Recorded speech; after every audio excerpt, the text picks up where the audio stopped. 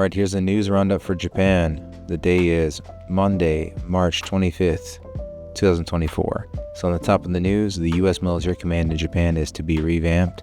So President Joe Biden and Prime Minister Fumio Kishida will unveil a plan next month on April 10th to restructure the U.S. military command in Japan in the face of growing concerns about China.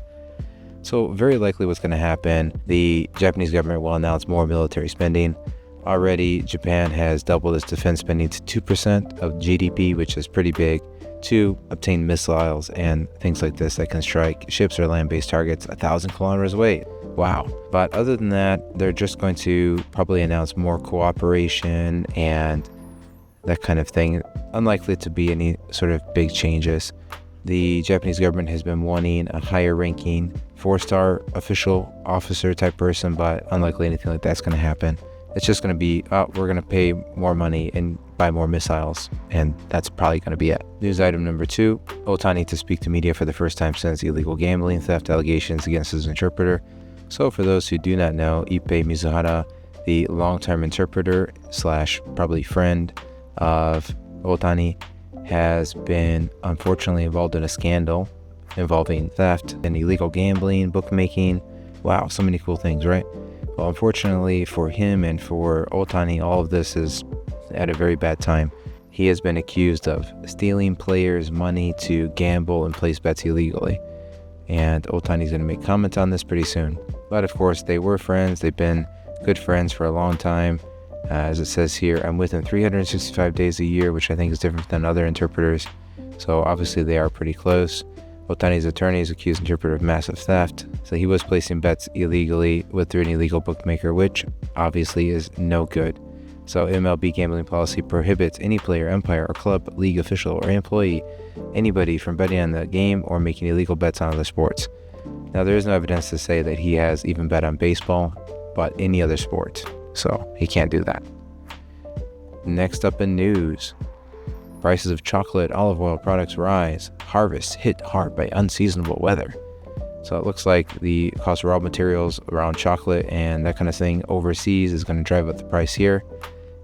You can bet that as soon as prices go up, they will probably never go down.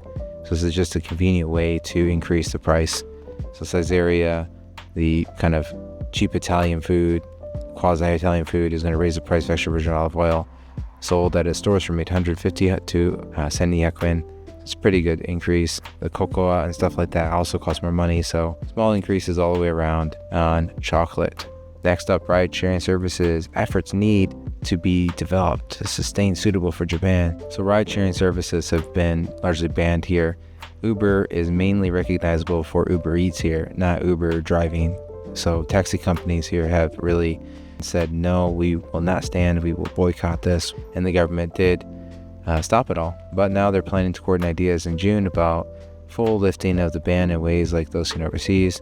So let's see how that happens, and let's see how the taxi drivers handle it.